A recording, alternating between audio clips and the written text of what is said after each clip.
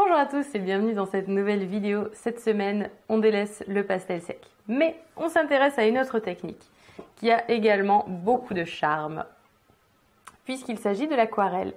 Donc je vais vous montrer comment je m'y suis pris pour réaliser ces petites orchidées translucides avec le matériel suivant que je vous donne. Alors, pour information, vous n'êtes bien sûr pas obligé de vous ruer chez votre magasin de fourniture artistique si vous avez déjà de l'aquarelle. Ça, c'est donc mon coffret de chez Winsor & Newton de 24 demi-godets. Et si vous avez un autre coffret, si vous avez des tubes, peu importe, moi je n'ai utilisé que quelques couleurs, ce sont celles qui s'affichent en ce moment. Ensuite, au niveau des pinceaux, j'en ai utilisé 3. Le premier, il a déjà une forme de pétale et j'ai trouvé ça super. Je suis un petit peu feignante, donc si je peux tirer parti de la forme du pinceau, c'est juste génial. Et ensuite, j'ai acheté de nouveaux pinceaux que j'ai trouvé formidables. Pinceau à réservoir d'eau. Donc en fait, il se dévisse tout simplement et vous pouvez le remplir d'eau. Ensuite, il vous suffit de presser dessus. C'est du plastique, hein, ça se presse. Et en gros, vous n'avez plus besoin de faire les allers-retours entre le gobelet et la palette. Il vous suffit d'appuyer dessus pour que l'eau s'écoule. Et en plus, c'est de l'eau propre. En plus, ils ont un autre atout indéniable. Cet atout, c'est la précision. Je ne sais pas si vous voyez bien la finesse des poils, mais c'est vraiment c'est super. Pour les petits détails, ça, c'est un super outil, même s'il est dangereux. Et je vous laisserai voir ça dans la vidéo, mais on est passé à deux doigts de la grosse catastrophe, donc il faut quand même faire attention quand on s'en sert. Oui, je sais, le suspense est insoutenable, mais que s'est-il passé? Eh bien, vous allez le découvrir tout de suite dans le tutoriel. C'est parti! Petite technique pour réaliser facilement l'esquisse d'une fleur d'orchidée de face. Il vous suffit de faire une croix un petit peu plus large que haute. Cette croix va vous permettre de réaliser une patate qui fait en sorte que les extrémités se rejoignent. Tout simplement parce que l'orchidée est une fleur symétrique. C'est-à-dire que si vous la pliez en deux dans le sens de la longueur, eh bien, vous devriez avoir à peu près la même chose. Donc, ce qu'on fait, en fait, c'est qu'on utilise les axes ainsi que les arrondis pour s'assurer que tout ce qu'on fait d'un côté est bien reporté de l'autre côté pour avoir quelque chose qui tienne à peu près la route. C'est totalement facultatif de faire comme ça. On peut très bien faire une orchidée à main levée, mais simplement, pour ceux qui n'ont pas trop l'habitude de dessiner à main levée, j'ai pensé que ça vous donnerait des repères. Et ensuite, donc, il ne vous reste plus qu'à gommer votre croix. J'ai fait cette esquisse avec un crayon graphique classique, mais un de mes abonnés m'a suggéré d'utiliser des crayons aquarellables de façon à ce que, tout simplement, avec l'eau, le crayon se fonde. Et je trouvais que c'était une super idée, simplement j'en avais pas sous la main. Sachez aussi qu'il existe des graphites aquarellables. Alors c'est parti, là j'ai pris du rose permanent. Je tire parti de la forme de mon pinceau. Et je viens faire, dans un premier temps, les pétales qui se trouvent à l'arrière, c'est-à-dire celle du haut et les deux du bas. Donc là, j'ai un rose qui est très dilué. En aquarelle, on commence toujours avec une peinture très diluée parce que on va venir l'opacifier au fur et à mesure. On peut toujours opacifier, mais par contre, on ne peut plus éclaircir. Une fois que c'est foncé, c'est foncé. Donc,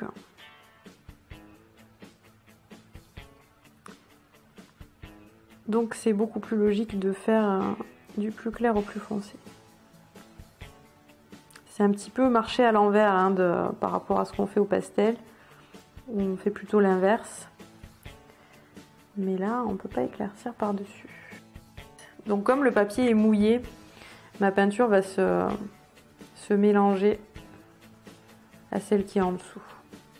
Là j'ajoute un petit peu de bleu foncé, ça va me faire un petit violet. Je ne m'occupe pas encore de la zone qui est recouverte parce que j'ai besoin qu'elle soit sèche pour cela. En fait la peinture suit toujours les zones qui sont mouillées.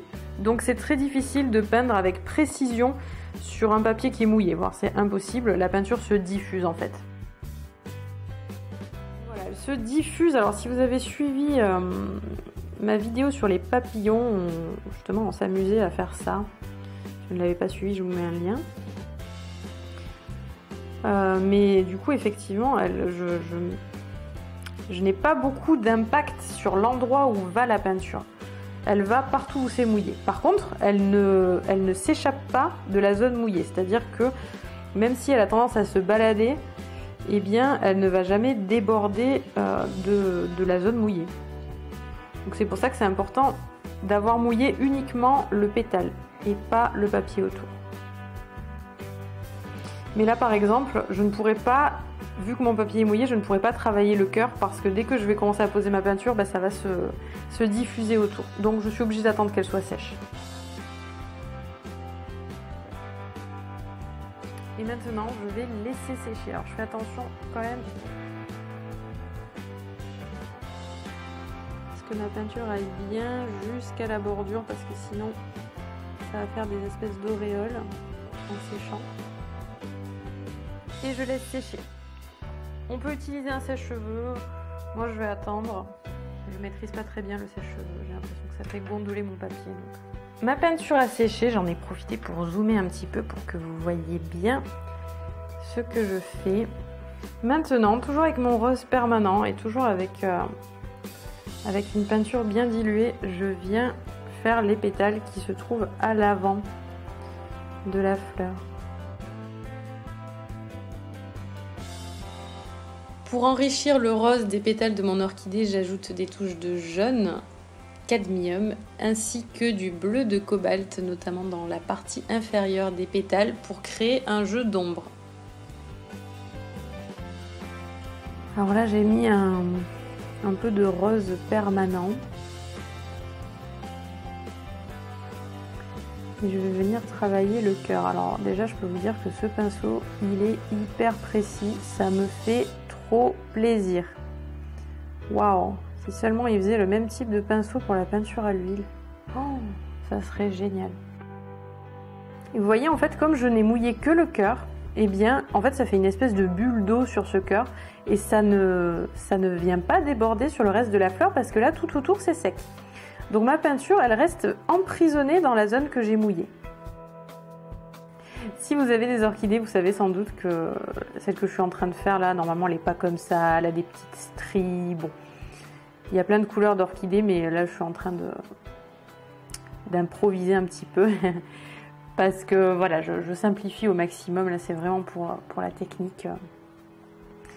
Puis peu importe, après tout, hein, l'art, ça nous permet aussi d'inventer de nouvelles orchidées. Wow, wow, wow, il y a de l'eau qui a coulé. Oh, on est passé à 2 doigts de la catastrophe. Il y a de l'eau qui s'est échappée de mon pinceau, à un endroit où je ne l'attendais pas.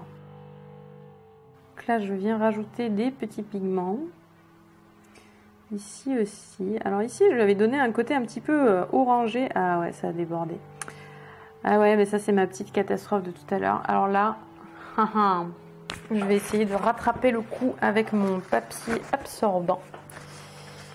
Là, du coup, j'ai créé un pont entre le cœur et le pétale. Est-ce que j'ai dit la pétale à un moment donné de cette vidéo? Ça m'étonnerait pas. J'ai du mal avec ce mot. Alors en fait, je pensais qu'en appuyant sur le réservoir du pinceau, l'eau allait s'écouler par les poils. Et en réalité, l'eau s'écoule au-dessus des poils de façon un peu anarchique. Donc je pense qu'en fait, ce genre de pinceau, on est censé l'utiliser sur sa palette. Et surtout pas quand on est en train de faire des petits détails très fins parce que ça fait tomber des grosses gouttes d'eau. Alors je vais profiter du fait que les pétales de l'arrière sont encore bien sèches pour tracer de légères petites stries. Parce qu'il y a certaines orchidées qui ont des petites veines comme ça et je trouve ça super joli. Donc en plus, j'ai ce pinceau qui est hyper fin et j'ai très envie d'en tirer parti. Donc là, je suis encore une fois sur une peinture qui est bien diluée. Si vous aussi vous faites cette orchidée à l'aquarelle, c'est bien d'avoir un modèle sous les yeux, que ce soit une vraie orchidée ou que ce soit une photo, pour regarder un petit peu dans quelle direction partent ces petites veines. Voilà, bah écoutez, je vais couper à nouveau cette vidéo le temps que tout sèche et on va repartir sur une surface parfaitement sèche. Voilà, donc je gomme mon esquisse puisque je n'ai pas utilisé de crayon aquarellable. Et puisque mon papier est bien sec, maintenant, je vais avoir beaucoup plus de précision et je vais venir repasser sur les zones qui se chevauchent pour leur donner plus d'intensité. Donc là, j'ai repris mon rose permanent. Il y a deux façons d'ombrer à l'aquarelle. Soit vous mélangez votre couleur avec une couleur plus sombre, comme par exemple du bleu, soit vous reprenez la même couleur et vous la repassez par-dessus. Parce que, qu'est-ce qui va se passer? En fait, en la repassant par-dessus, elle va gagner en intensité. Et donc, elle va marquer l'ombre, elle va marquer la différence. Mais moi, c'est vrai que j'aime bien ajouter des couleurs pour enrichir. Donc, c'est pour cela que là, je commence avec mon rose. Mais mon papier maintenant est mouillé aux bons endroits. Donc, je vais pouvoir venir ajouter du bleu.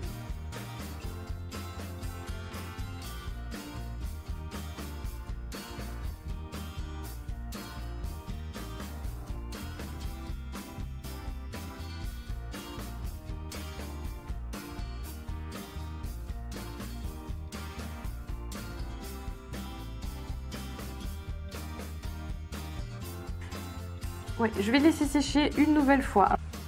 Une fois que mon orchidée est bien sèche, il est temps de lui ajouter des ombres. Et pour cela, j'ai pris principalement du rouge, auquel j'ai ajouté un petit peu du rose.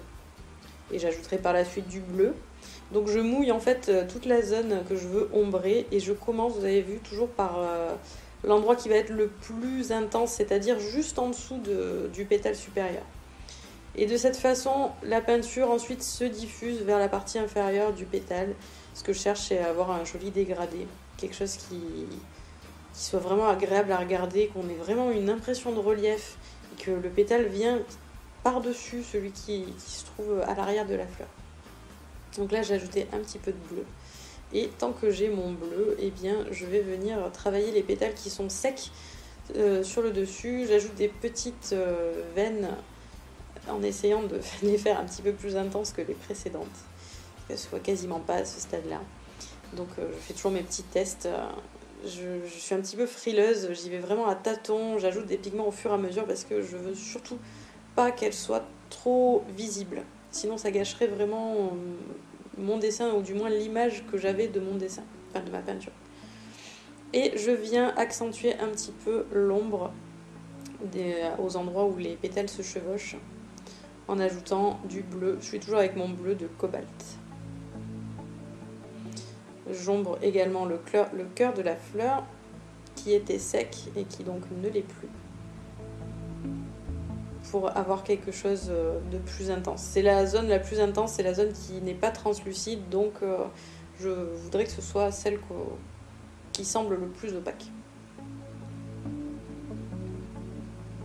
Et ensuite, j'ajoute des petites touches de couleur par-ci par-là.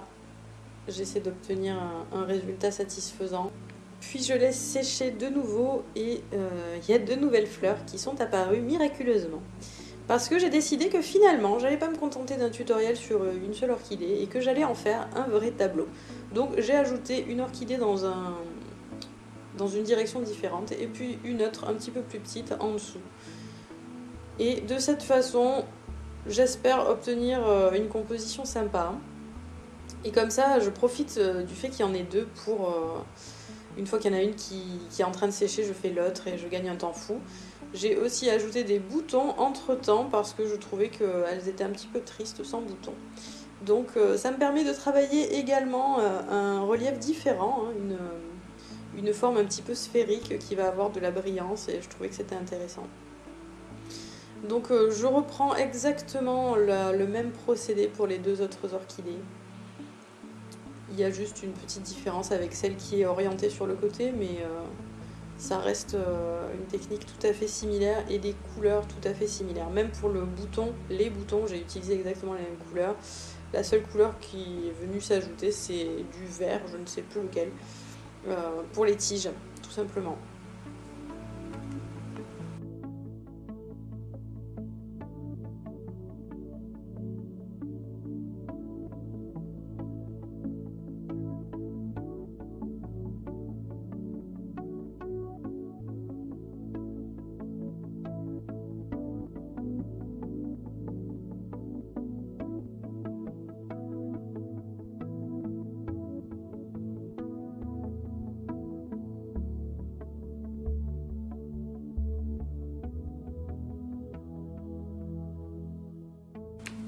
Ce bouton là, on voit qu'il passe derrière le pétale et je me suis pas filmée en train de le faire, mais une fois que la caméra était éteinte, j'ai fait quelques petites retouches au tableau et j'ai décidé d'ajouter l'ombre en fait de la zone qui est cachée par le pétale, de façon à ce qu'on devine le reste du bouton par transparence.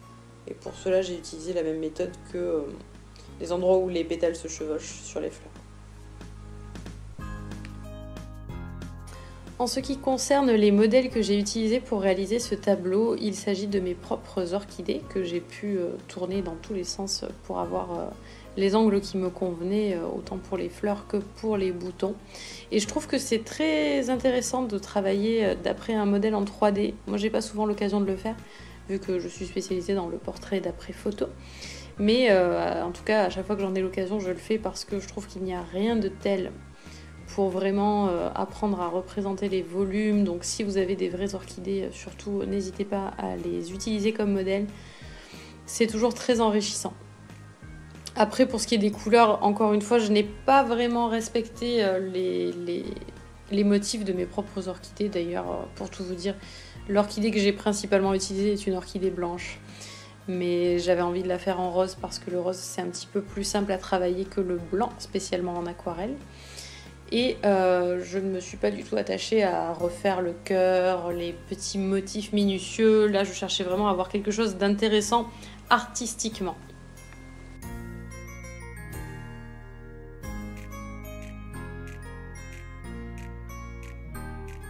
Une fois que j'ai eu un résultat satisfaisant, j'ai décidé de balancer des petites gouttelettes de peinture dessus. J'ai été un petit peu influencée par la dernière vidéo que j'ai traduite de mon ami Ryan, je pense. Moi aussi j'avais envie de m'amuser avec mes pinceaux, donc j'ai fait pas mal de petites projections pour avoir quelque chose de sympa. J'ai utilisé les mêmes couleurs que celles de mes orchidées, histoire de garder une harmonie. Et j'ai essayé de suivre une diagonale, de respecter la diagonale des fleurs que j'avais créée, un petit peu par hasard d'ailleurs. Et c'est comme ça que j'ai obtenu mon tableau final et j'espère sincèrement qu'il vous plaît. Si vous avez des questions, n'hésitez pas à me les poser en commentaire et surtout dites-moi quel prochain sujet aimeriez-vous que je peigne à l'aquarelle. Je suis à l'écoute de toutes vos idées. Donc n'hésitez pas à vous exprimer. Si vous avez aimé cette vidéo, si vous avez trouvé que sa longueur n'était pas très grave, n'hésitez pas aussi à me le dire et surtout à me mettre un petit like sur YouTube. Ça m'encourage beaucoup, pour moi c'est important. Et moi je vous dis à la semaine prochaine pour un nouveau tutoriel. Je vous fais des gros bisous. Salut!